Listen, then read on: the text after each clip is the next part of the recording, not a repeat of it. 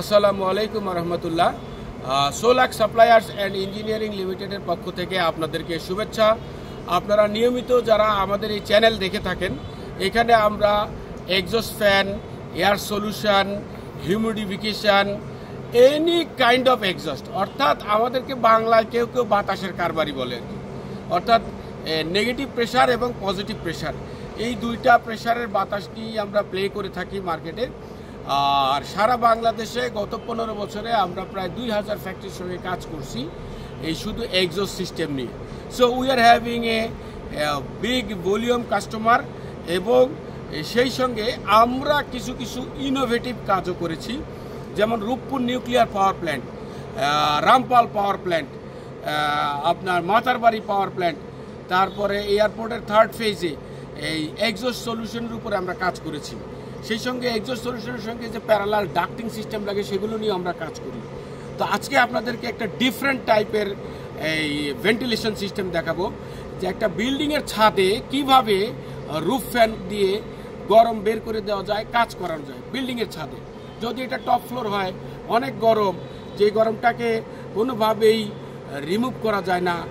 Normal fan বা positive pressure হোক, negative pressure হোক, এটা কোনো না কোনো ভিতরের গরম, হিটের গরমের ধর্ম অনুযায়ী গরম নিচ থেকে উপরের দিকে ওঠে। তো এইটাকে যদি র্যাপিড বের করে দেওয়া যায়, তাহলে যেরকম গরম কমে, সেই সঙ্গে যদি কোনো কেমিক্যাল ইফেক্ট থাকে, যে একটা ইটিপি চালাইতে নির্দিষ্ট মাত্রার আপনার নির্দিষ্ট ভলিউমে আপনার এক্সস্টটাকে ডেভেলপ করতে হবে, তো সেই এক্সস্টটাকেও আপনি ডেভেলপ করতে পারবেন যদি সেটা বিল্ডিংয়ের ভিতরে হয়। আপনারা দেখেন, এটি একটি বিল্ডিংয়ের ছাদ।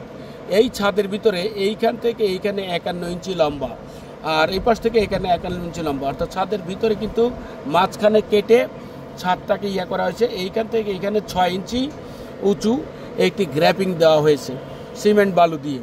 এটাও ঠিক তদ্রূপ। আমি যদি নিচে ছবি থাকে তাহলে একটু দেখাই। ওই যে এখান থেকে এখানে 51 ইঞ্চি দেখানোর চেষ্টা করা হয়েছে, এবং তার নিচেও বোধহয় ফটো আছে, এটাও তাই দেখানো হয়েছে। তার নিচেও ওই যে এইটা হচ্ছে এখান থেকে এখানে 6 ইঞ্চি, অর্থাৎ শুরুতে যেটা দেখালাম, এই ফোকামের ভিতরে, এই ফোকামটার ভিতরে আপনার একটা গ্র্যাপিং করে একটা এক্সস্ট ফ্যান কীভাবে কাজ করবে, অর্থাৎ নিচের গরমটাকে কীভাবে উপরে তুলে নিয়ে যাবে। আমার বাম পাশে আপনারা যে ফ্যানটি দেখতে পাচ্ছেন, এটি হচ্ছে সেই ফ্যান। অর্থাৎ এই যে জায়গাটা, এই জায়গাটায় এই কর্নারটা ঢুকে যাবে, প্রবেশ করবে আর কি, গ্র্যাপিং হয়ে যাবে, এটাকে ব্লক আটকে ধরবে, এবং এইখান থেকে নাট বোল্ট এবং অন্যান্য রয়্যাল বোল্ট দিয়ে আটকে দেওয়া হবে, যাতে এটা কখনোই মুভমেন্ট না করে। আর যেহেতু একটি নির্দিষ্ট মাত্রা বলে দেওয়া আছে, এই ফ্যানটা কত cubic metre per hour, camera 5500, হ্যাঁ 5500 মিটার কিউব পার আওয়ার, হ্যাঁ এই ফ্যানটা। অর্থাৎ এই যে এয়ার পাসটা, এই যে বাতাসের যে নেগেটিভ বাতাসটাকে তুলে দেওয়া, গরমটাকে তুলে দেওয়া, সেটার একটা মাত্রা আছে। সেই মাত্রাটা হচ্ছে 5500 কিউবিক মিটারের বেশি হইতে পারবে না। আচ্ছা, এটা তুলো একটু দেখাও। এটা হচ্ছে এই যে ফ্যানটা সেটিং করা হয়েছে, আর উপরে এটার রেইন গার্ড দেওয়া আছে, অ্যালুমিনিয়ামের রেইন গার্ড। লাগাও লাগাও লাগাও, হ্যাঁ।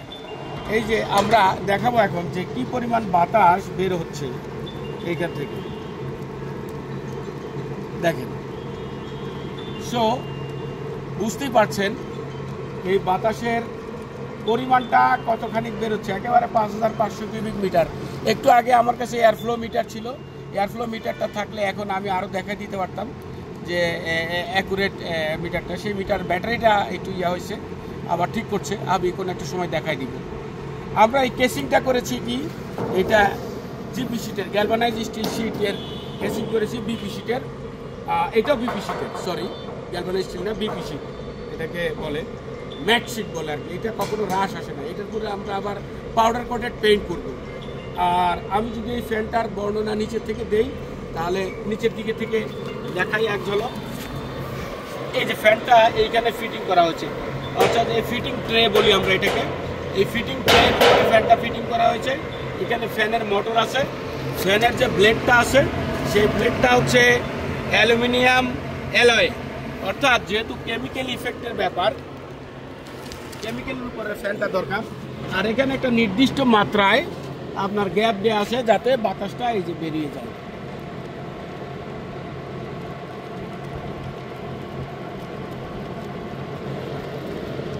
তো এই হচ্ছে এই যে একটা রুফ এক্সস্ট ফ্যান। আপনারা অনেক ধরনের রুফ এক্সস্ট ফ্যান দেখবেন, টারবাইন ব্লোয়ার আছে যেটা ন্যাচারালি ঘোরে, আবার নর্মাল এক্সস্ট ফ্যান আছে মোটর টাইপ যেটা আপনার অনেক বড় 36 ইঞ্চি, 48 ইঞ্চি, 56 ইঞ্চি, 60 ইঞ্চি এরকম হয়। ঠিক তদ্রূপ কোনো বিল্ডিংয়ের উপরে কাস্টমাইজ যেই এক্সস্ট ফ্যান দরকার সেটা কিন্তু আমরা তৈরি করতে পারি। সো এই যে পুরো স্ট্রাকচারটা তৈরি করলাম, আমি দেখাতে যাচ্ছি। এখানে আমরা 4টা ফ্যান তাদেরকে তৈরি করে দিছি। এটা সিলেট হবিগঞ্জের একটি প্রজেক্টে, ওইটা একটি, এইটা 2, এটা হচ্ছে 3, এটা হচ্ছে 4। এই যে 4টা ফ্যান আমরা রেডি করে দিছি। এই 4টা ফ্যান কিন্তু মাত্র 3 দিন লাগছে আমাদের এটা রেডি করতে, আলহামদুলিল্লাহ। অ্যাকচুয়ালি সাকসেসফুলি আমরা রেডি করে ফেলেছি। আগামীকালকে এটা পেইন্ট কমপ্লিট হওয়ার পরে ইনস্টল হয়ে যাবে সিলেটের হবিগঞ্জে। আমি আরেকবার আপনাদেরকে বলতেছি, এটা হচ্ছে ফিটিং ট্রে, এটা হচ্ছে ফ্যানের কাভার বডি, আর এটা হচ্ছে ফ্যানের রেইন গার্ড। অর্থাৎ এটা অ্যালুমিনিয়ামের তৈরি। বৃষ্টি যতই আসুক এই অ্যালুমিনিয়ামের তৈরি বডিটা আপনার কখনোই হ্রাস হবে না।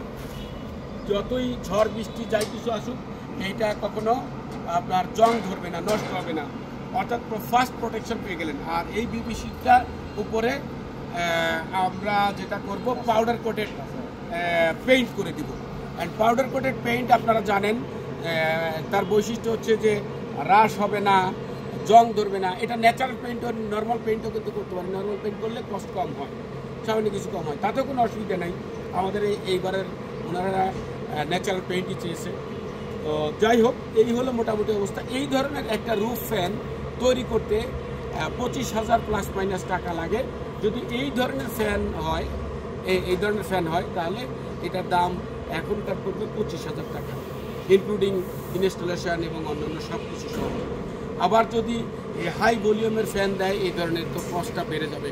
আবার যদি লো ভলিউমের ফোন দেয়, আরও লো ভলিউমের, তাহলে সেক্ষেত্রে কস্টটা আরও কম হবে।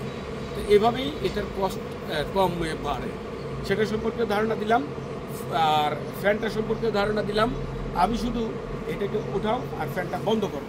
ফ্যানের যে ব্লেডটার কথা বলছিলাম আপনাকে, সেই ব্লেডটা একটু দেখাইতে চাচ্ছি। এই যে দেখেন এইখানে ফ্যানের যে ব্লেডটা,